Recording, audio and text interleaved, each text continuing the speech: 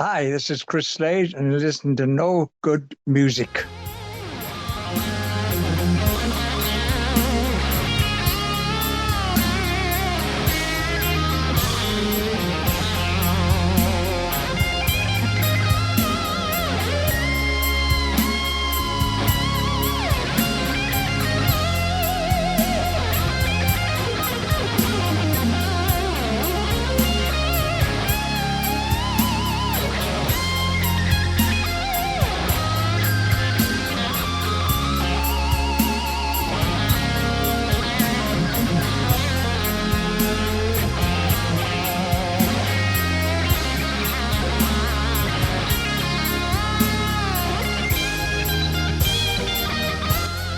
We have a very special guest with us today. He's a singer, songwriter, and drummer. And over the last 6 decades, he's recorded with some legendary artists, such as Tom Jones, Mann's EARTHBAND, which he co-founded, Asia, The Firm, and AC/DC, among many others. His current band is the CHRIS SLADE Timeline, which he launched in 2012. And they just released an exciting new video for their single Time Flies. Let's all welcome to No Good Music, CHRIS SLADE. Hello, hello. Can you hear us? Is it? I'm Rob. This is Jeremy. Hello. Hi, Jeremy. That's never been used before. Singer-songwriter. Oh, okay. Well, you do sing. I was going to put drummer first, of course. Of course, drummer first and foremost. I love your AC/DC sign behind you there. That's great. Right. Yeah. I figured it'd be for people who are more interesting than a wall. So where are you today? Just in my office. Are you in New York? In UK. Oh, okay. Very good. No, UK. Never mind. The UK. You're in the UK, right? Yeah, I'm UK, thank you. Okay. I'm okay. So we want to start, we want to talk about your album that came out last year. It's called Timescape. And correct me if I'm wrong, but I know you started the band in 2012, but this is the first album that your band has put out. Is that correct? Yes, we've always recorded, even over those 12 years, but we never had an outlet. We just recorded because we like the process for a start, and it's the history of the band as well, you know? And you want to hear what you sound like. And we heard it in the beginning, and we were very impressed. And then the album came about because we wanted to do some. I had an input into a record company, so we just wanted to do some original stuff along with covers of stuff we've done over the years, including AC/DC and Asia and people like that. So, and they're from our live set anyway. So it's a matter of just going into the studio and playing. And we chose the tracks we had because they were the ones that were already mixed. We've got as many in the can that are not mixed. So, you know, I think we've been concentrating on original stuff from now on because everybody in the band is a writer of some kind. And so it was a matter of trying to get our talents, if you like, out to the public just to show off a bit and show, hey, we're not just a tribute band. We're not just AC/DC. You know, nobody in the band wears shorts. Maybe this weather we would, but you know, it's so we're not. And nobody wears a cap, so we're you know, we're not an AC/DC tribute band as such. We feel that we are much more than that because, as far as I'm concerned, the band is absolutely fantastic. Timeline as a band is one of the best bands I've ever been in my life.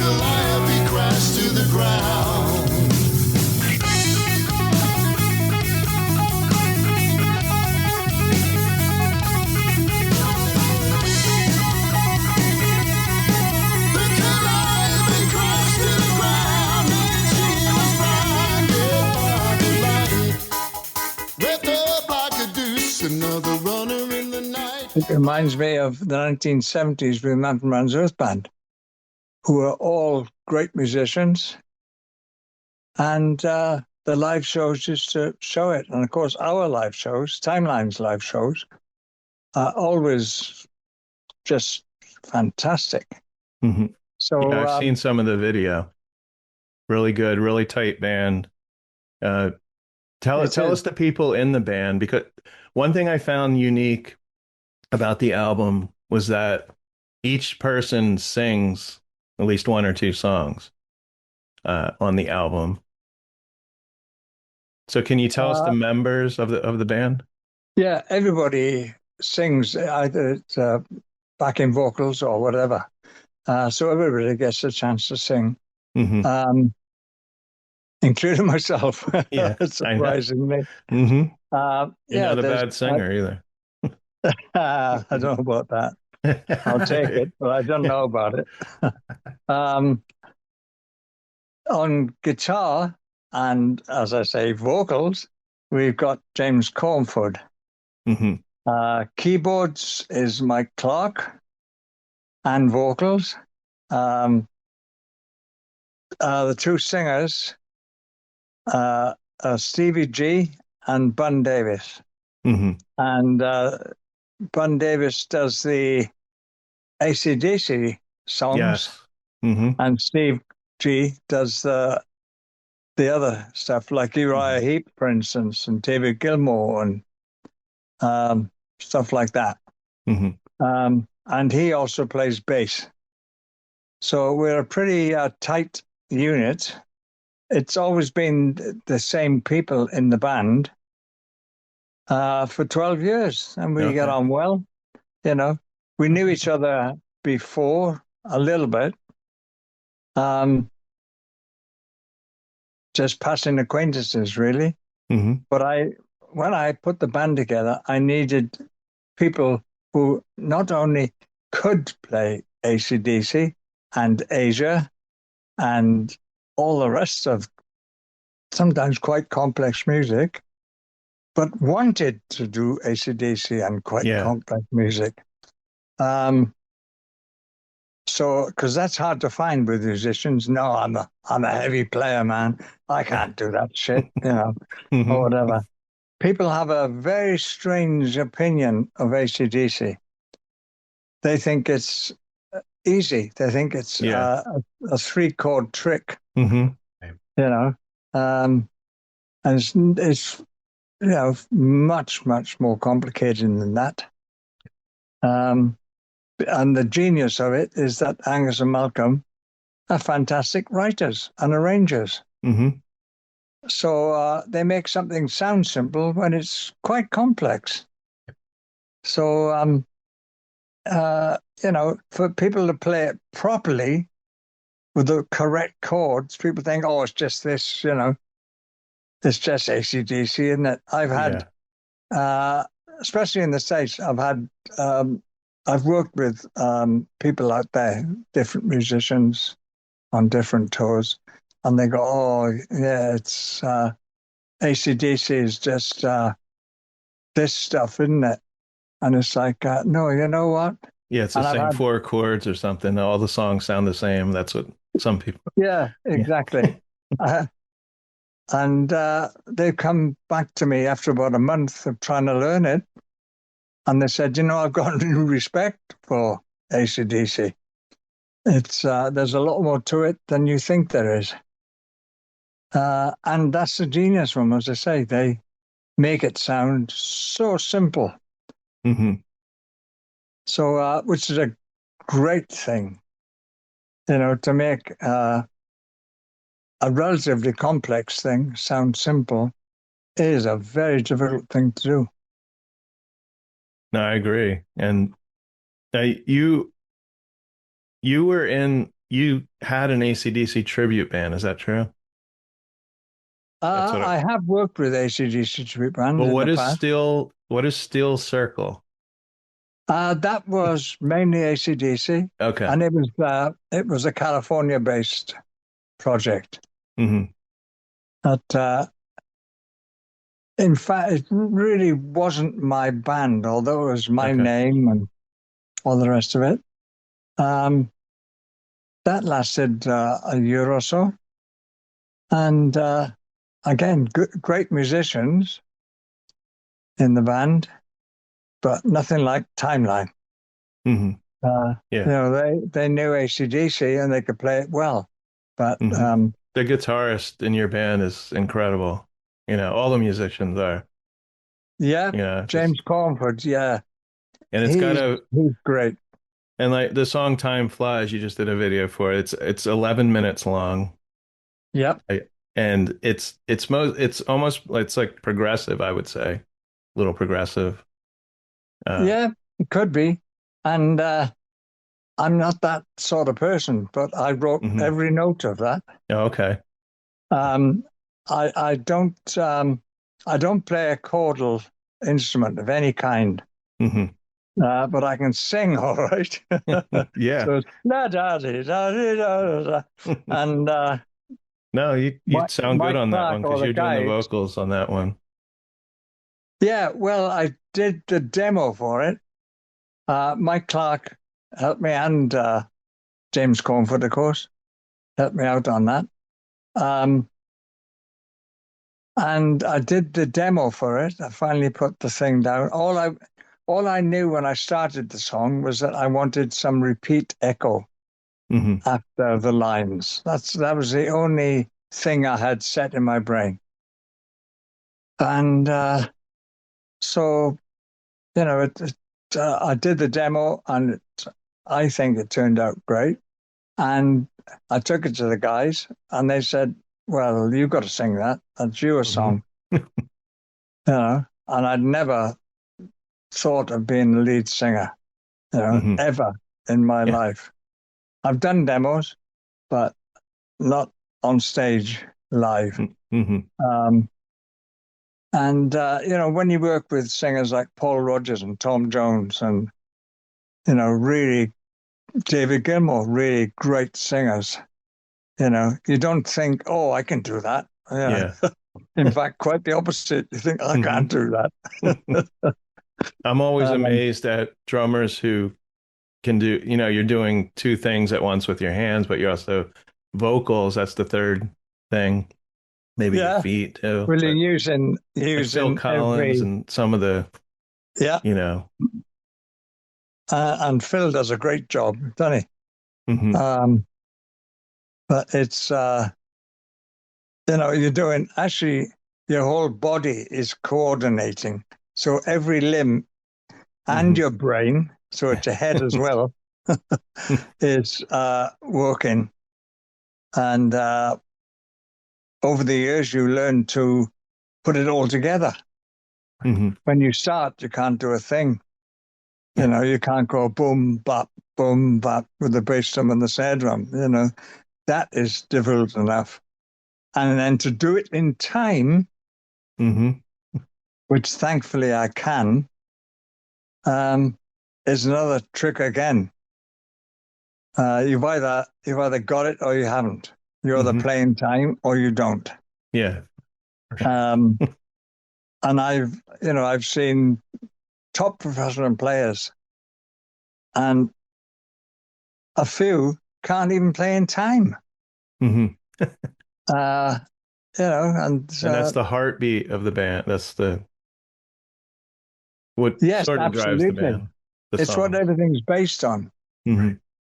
Quite literally, I think. I saw an interview with another top drummer. I can't remember who it was right now.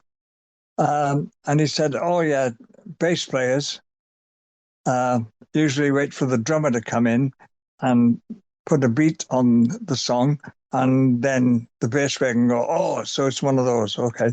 Mm-hmm.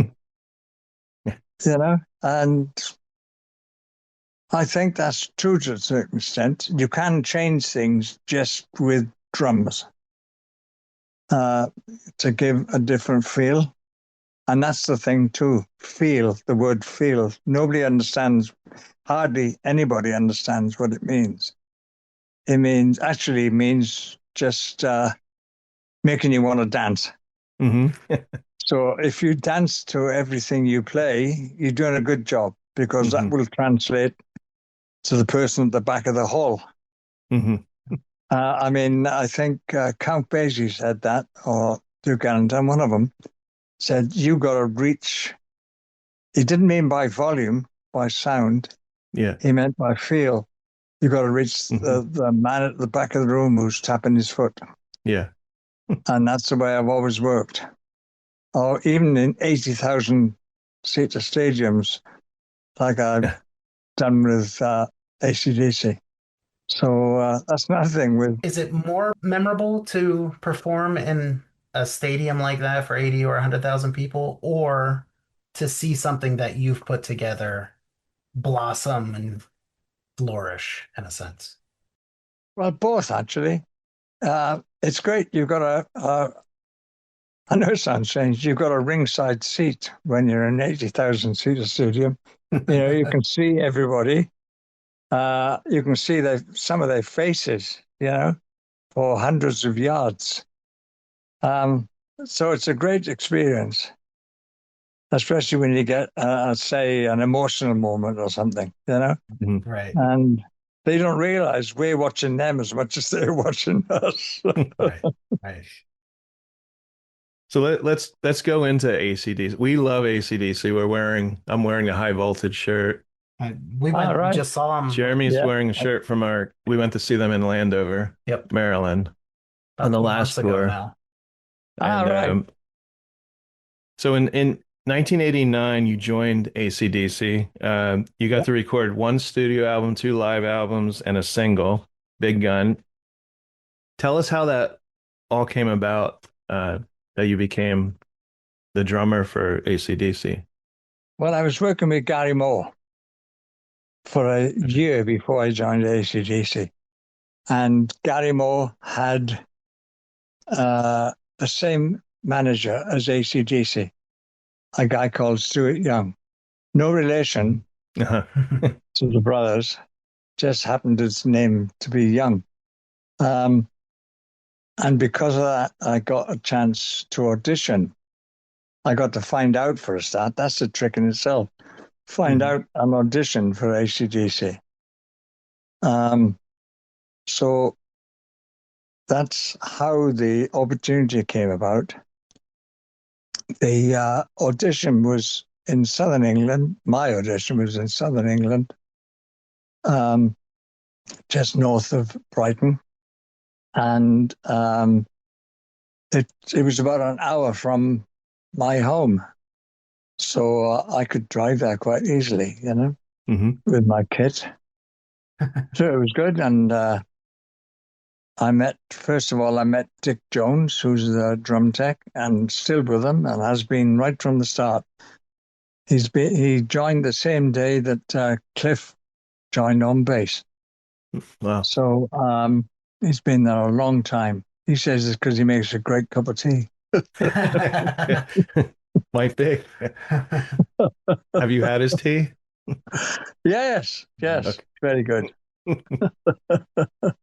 He is a good tea maker, as well as a really good drum tech. Mm-hmm.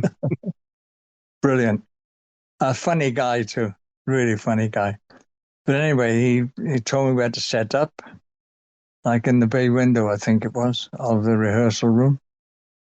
And no pressure, but Angus and Malcolm came in, got two chairs, sat down 10 feet from my bass drum, with their guitars on their laps. And Cliff was in one corner and Brian was in the other corner. And went, I'd met them briefly before that. There was all the highs and things.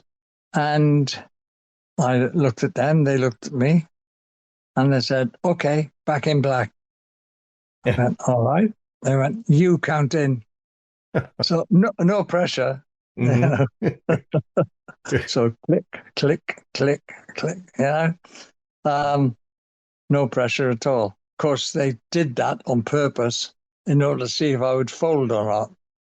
Because that's all you need. Really had. That's all you need is somebody folding, in a 20 even stadium, 20,000. Yeah, for sure. And if you get somebody who's not experienced, they are going to fold. Mm-hmm. I've seen it myself where people can't even play because they're intimidated by their surroundings.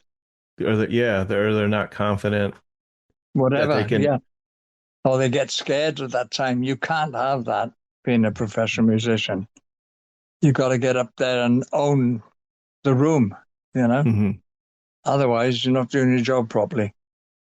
Because all you got to concentrate on is playing good drums. So, and that's your job. And I've been very happy with that all my life. And I started off when I was a teenager playing big places. I didn't start off there. I started off in a youth club, if you like, and went on from there. But when I was like 19, I was playing Madison Square Gardens with Tom Jones. Yeah. For a week with the Count Basie band as a backup band. Wow. So I got to play with the Count Basie band. I played a couple of songs with them every night. And then they were Tom's charts afterwards on that. Mm-hmm. So that was a great buzz to be able to play with Count Basie, because I've always been into jazz too. It was that's how I learned drums, because don't forget, I grew up in the 1950s, and there was not even pop music around in those days. Yeah, right. So very difficult to hear modern music. And the modern music they chose to play was Pat Boone or something like that.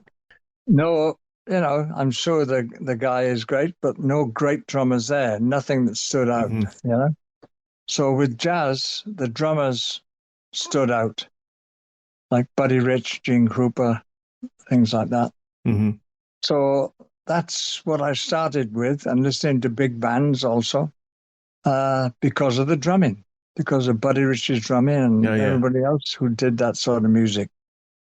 So I developed into rock music with, before that, I was listening to pop music. It was pop music back then. We were all pop groups. The Stones was a pop group. The Beatles was a pop group. Mm-hmm. Rock happened about 70s, I think. And I think it came from the States. We're not a pop band, man. We're a rock band. Well, maybe late 60s. Led Zeppelin, for me. Yeah, 69, wasn't it? They came along. Yeah. I worked, Jimmy Page and John Paul Jones played on Tom Jones records, for instance. Okay. I did a whole album, and John Paul Jones was the bass player. Tremendous. They were session musicians. Say again? They were session musicians, I guess. They were, yes, exactly. So they might get more than scale, Might get paid more than scale. I don't know if they did. They'd probably say, no, they didn't pay us. I'm sure they did, actually, because it was £10 for a 3-hour session. You got £10, which was about $10, Did you meet? Is that when you met Jimmy Page? When you were with Tom Jones? Yes, and John Paul Jones. I remember we had a tea break. That album is called 13 smash hits, Okay. Tom Jones album. And I remember we had a tea break because you always have to have a tea break in British music in those days. I think the brass players were drinking something else. I'm not quite sure. And JP was there, and the brass players were like, so what are you doing now then, JP? And he said, well, I'm thinking of forming a band with Pagey. Oh, well, what are you going to call it then, JP? Well, we were thinking, actually, of calling it Led Zeppelin. Because around at that time, the joke was we went down like a lead balloon last night. Yeah, yeah. And that became Led Zeppelin. And the brass section had a hell of a kick out of that. And of course, that band got nowhere. Yeah. And then you had the opportunity to be in a band with Jimmy Page, Paul Rodgers from Bad Company, called The Firm. And like I said, I tell people Led Zeppelin was like my Beatles because I was born in the 60s. I grew up in the 70s when I first discovered music, like 75, 76. Right. Jeremy's a lot younger than me, but so anyway, old soul. Oh, I can see. Yeah. So I followed after Led Zeppelin. I bought the Robert Plant solo albums. I love Robert Plant. I love Led Zeppelin, and I love The Firm. We have, if Jeremy can move his head there, I don't know if you I have my album here. Ah, yes, I can see it. There you go. Let me sign it. Hand it over. I wish. Knowing Jimmy Page, I don't know if did you need to audition, or did Jimmy call you up and say we're forming a band, we need a drummer? And said, I'm forming a band with Paul Rodgers, and we'd like you to be the drummer. Oh, wow. And I was absolutely gobsmacked is the British word for that. I couldn't believe it. And it's funny enough, I remember saying to him, I thought, honesty is the best policy. And I said, you won't believe this, Jim, but I just had a phone call not an hour ago or so from David Gilmour. And I'm going to be touring with him. And there was silence. Oh, well, that's the end of that. And then Pagey said, that's okay, we'll wait. Wow. And it was like, what? I couldn't believe that. Yeah. Actually, I remember it was a house phone, an old-fashioned house phone. And I took it down from my ear and looked at it. And went, did I just hear that? Seriously. Yeah. Because he said, just keep us appraised of what's going on and, where you are. And he said, how long is the tour? I said, it's 3 months, which is what it was. But it ended up being a year because it just kept getting more and more popular. David Gilmour's tour, it was, and it was great. Great band, tremendous band. We just covered Peter Frampton's book, and he kind of went into stories about how someone seeked him out for, various positions as well. So it's interesting to hear your kind of similar perspective. It sounds like that might have been a thing back in the 70s or 80s. If there's people that you want to work with and know they're good, or good for you, that's what you want, you would. Because I was about to explain, I did the same with Timeline. I needed people who couldn't just play the music. I wanted them to want to play the music. Oh, yeah. Yeah. Which is a difficult thing sometimes. So this guy may be a great guitarist, but he don't want to play the music. Yeah. So it's a bit of a minefield like that. And who wants to, what was that? I don't know. There's thunder or something over here. Or something. Thunder? Heard a big boom. Oh, yeah. I have that effect. It was you. Yeah. Yeah. You won't believe the number of times that has happened where You we got go your to bass a drum down there or something. go to a marquee or something and there's a thunderstorm. Oh, You know, Thunderstruck. it's So unbelievable. the and who wants to do auditions? I mean, if you have to do it, you have to do it, but it's better like for Jimmy Page, he worked with you.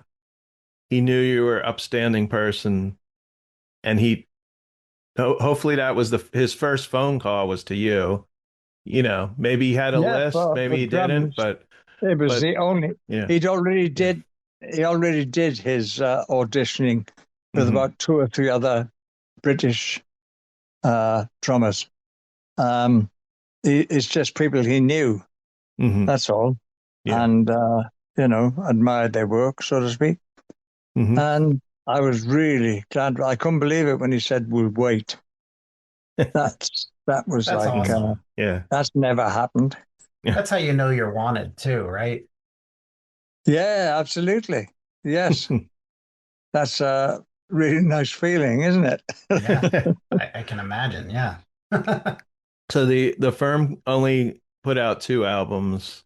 Did you hope that they would go further? Or I know it's probably the band was probably more driven by Jimmy Page and Paul Rodgers, writing the Yeah, of songs. course.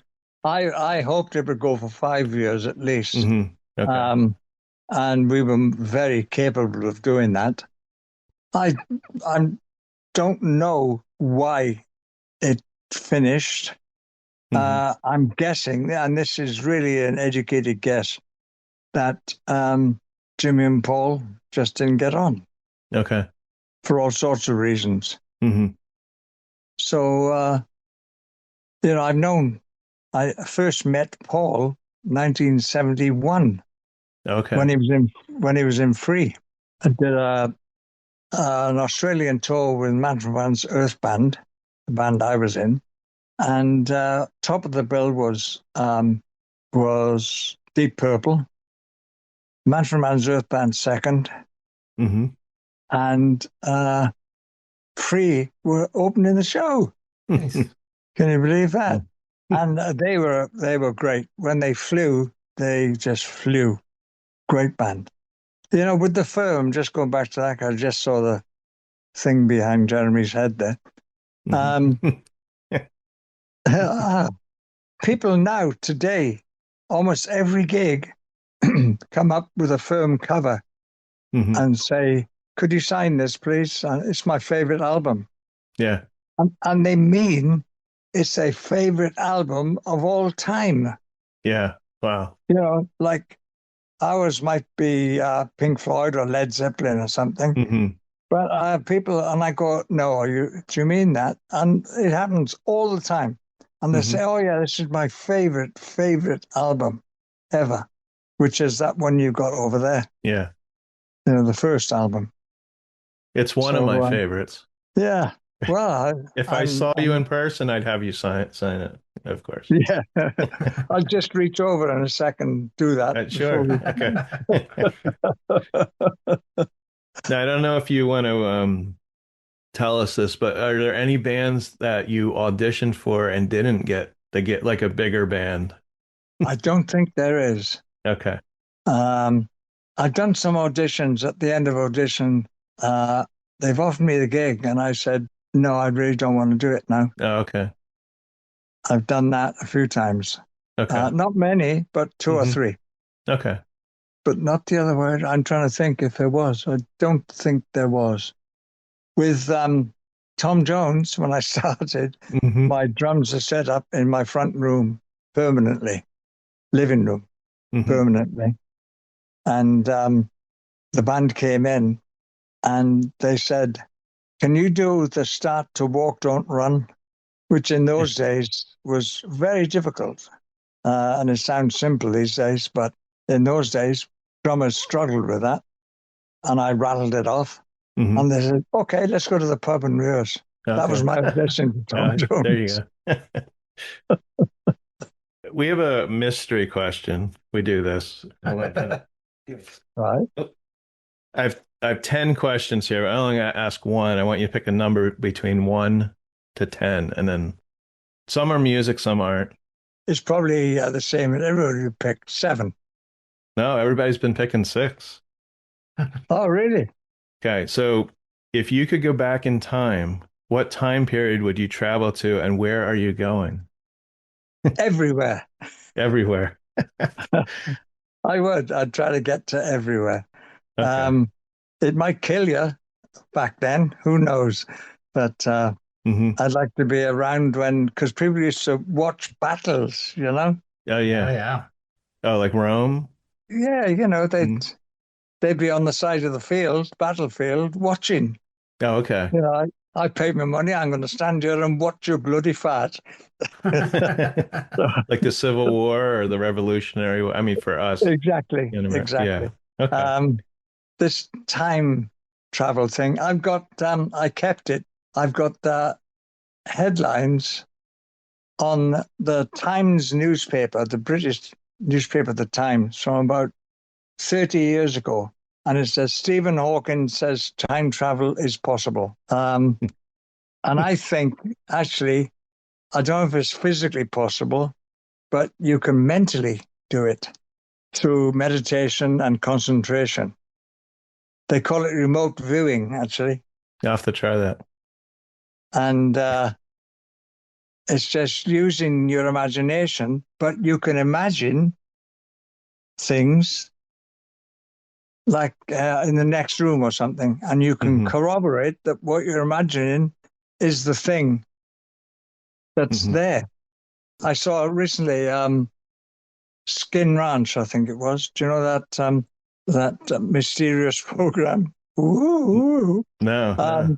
So the secrets of Skin Ranch, Skinwalker Ranch, I'm sorry. Okay. And they reckon that has a time slip on the land itself.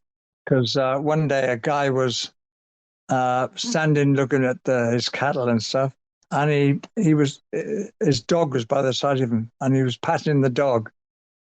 And when he was patting the dog, he realized, this isn't my dog. You know, it was quite a big dog.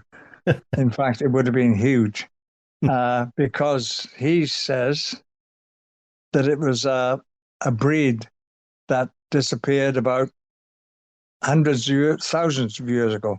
And there he was patting this thing. Wow. So, you know, whether you believe it or not is another thing. But I'm a great sucker for all that stuff. Well, thank you, Chris. We have like a minute left. So for our listeners, you can find Chris you're on Instagram, Facebook. What is your website? CHRISSLADE.com. Oh, there you go.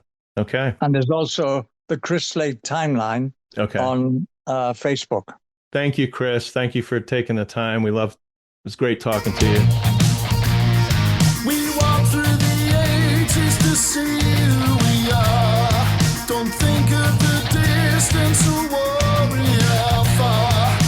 Battle through changes, swim to the shore. Always wanting that little bit more. We look to the future, fulfill our desire. Without even knowing, pour fuel on the fire. Take away this pain I feel, pull away these bars of steel. We will survive.